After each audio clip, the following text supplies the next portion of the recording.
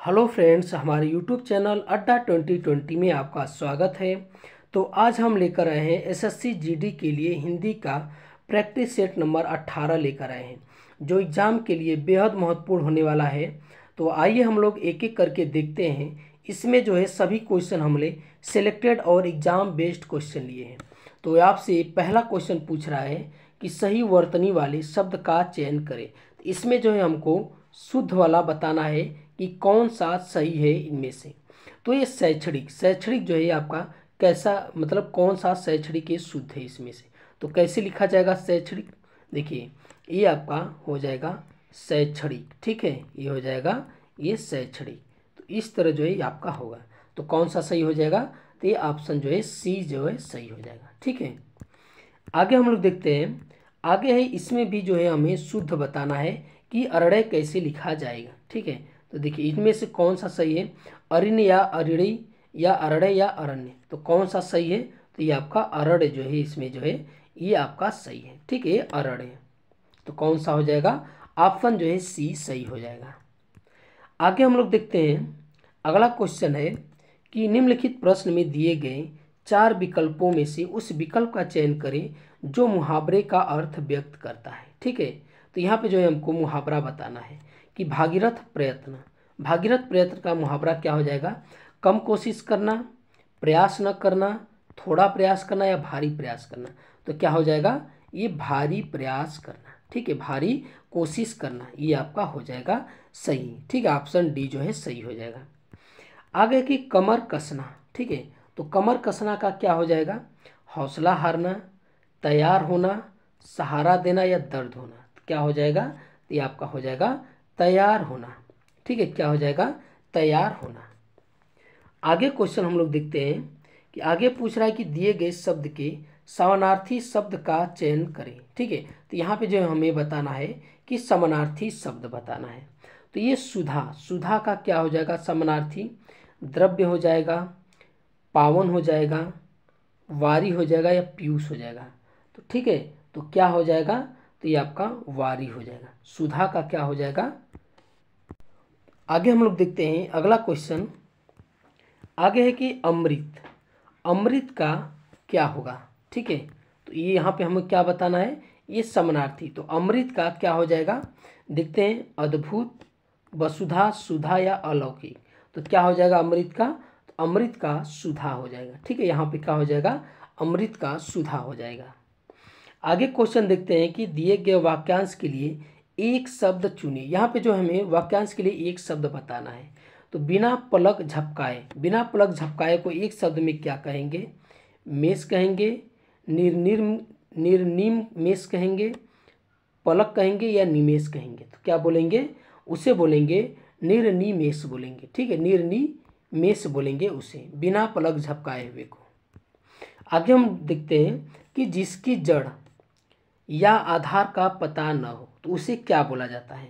तो उसे क्या बोला जाता है, निर्भय, निर्मम, निर्दय या निर्मूल। तो उसे क्या बोलते हैं, निर्मूल बोलते हैं। जिसकी जड़ या आधार का पता न हो उसे क्या बोला जाता है, निर्मूल बोला जाता है।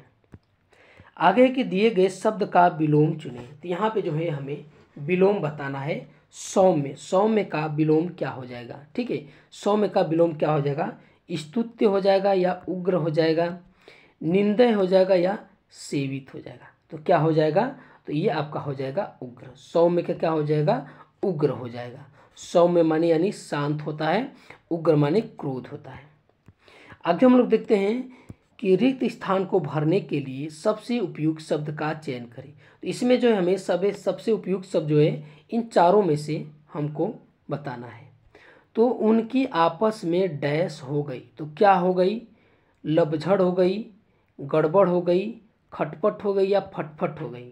तो क्या हो जाएगा इसमें, तो इसमें आपका हो जाएगा उनकी आपस में खटपट हो गई। क्या हो जाएगी, खटपट हो गई, यहाँ पे जो है खटपट भरा जाएगा। आगे हम लोग देखते हैं कि रात को उल्लुओं के डैश आवाज़ें, ठीक है, आ रही थी।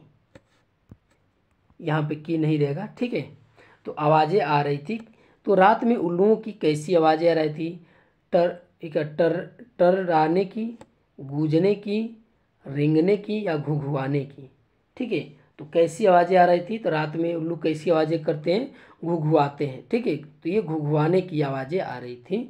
रात को उल्लुओं के घुघुआने, ये जो की है ना यहाँ पे हो जाएगा।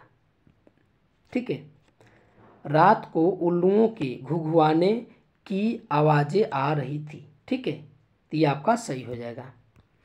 आगे हम लोग देखते हैं, आगे बोल रहा है कि दिए गए वाक्य में रेखांकित खंड को प्रतिस्थापित करने के लिए सबसे उपयुक्त विकल्प का चयन करें। यहाँ पे जो है हमें सबसे उपयुक्त विकल्प बताना है। ठीक है, ये जो जो डैश वाली है यहाँ पे क्या होगा इन चारों में से।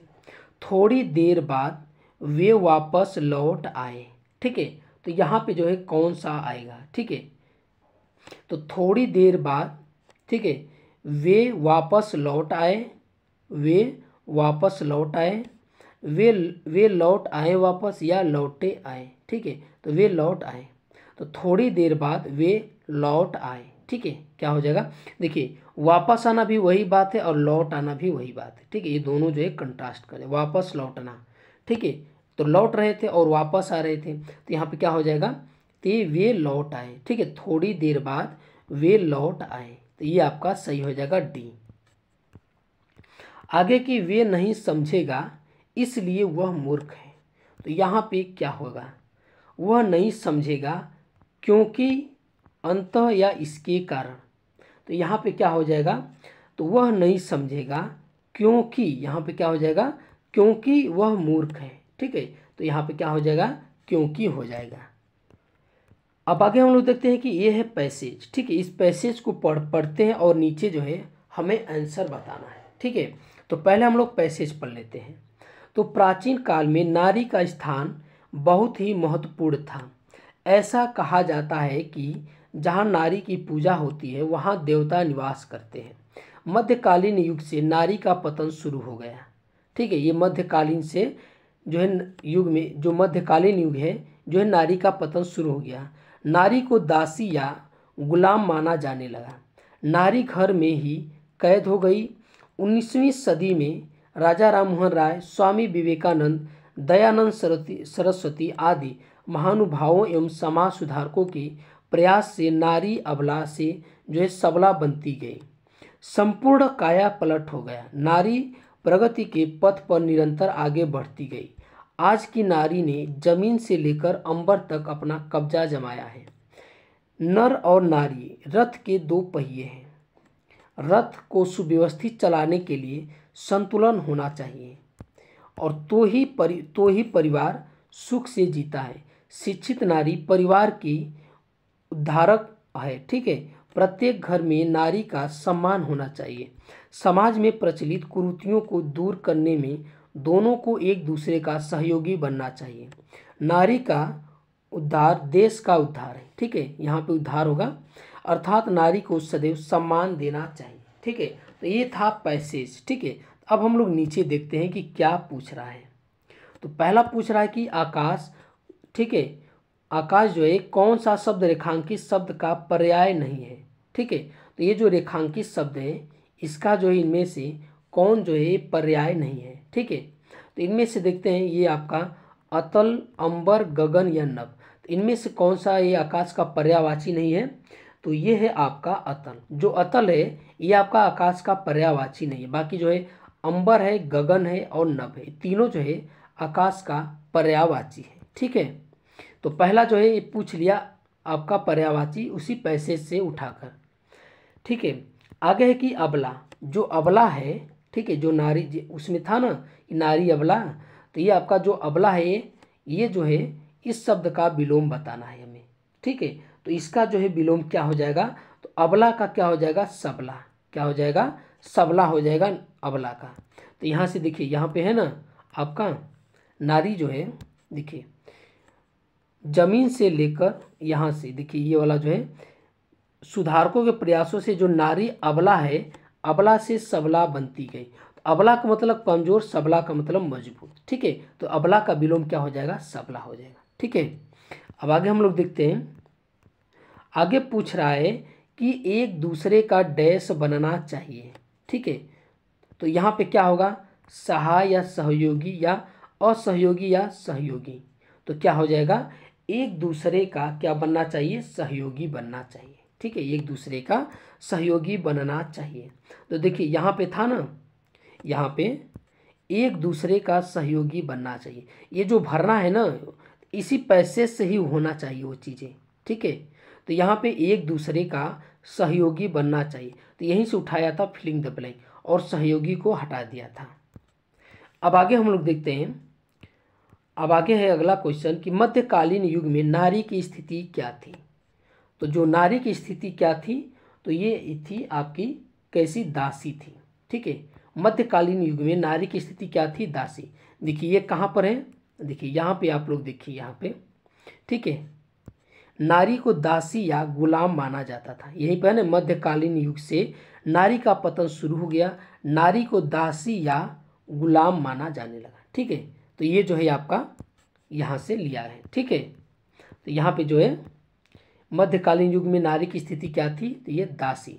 ठीक है, और आज देखते हैं कि गद्यांश का उचित शीर्षक बताइए। तो गद्यांश का जो है पूछ रहा है कि उचित शीर्षक क्या होना चाहिए। जो गद्यांश हम लोग पढ़े हैं उसका आपको शीर्षक क्या, मतलब कि सबसे इन चारों में से क्या शीर्षक जो है सबसे उत्तम है। यदि मैं शिक्षक बनूं उसका शीर्षक ये होना चाहिए, या दहेज प्रथा, या मेरे सपनों का भारत होना चाहिए, या नारी तू नारायणी। ठीक है, या ये होना चाहिए, तो इनमें से कौन सा होना चाहिए। तो देखिए जो ये आपका गद्यांश है ये जो है हर नारी की बात किया है, तो यहाँ पे जो है मैं शिक्षक बनूं इससे कोई मतलब नहीं है, यहाँ पे जो दहेज प्रथा उससे भी कोई नहीं मतलब है, मेरे सपनों का भारत इससे भी कोई मतलब नहीं है, नारी तू नारायणी, क्योंकि वहाँ पे जो है नारी की बात की है, तो इसलिए इसका उचित शीर्षक क्या रख सकते हैं, ये नारी तू नारायणी। ठीक है, तो ये जो है ऑप्शन जो है डी सही हो जाएगा। ठीक है, तो ये आज का हमारा वीडियो आपको कैसा लगा, अच्छा लगा तो हमारे चैनल को सब्सक्राइब कीजिए और अधिक से अधिक शेयर कीजिए। देखने के लिए बहुत बहुत धन्यवाद।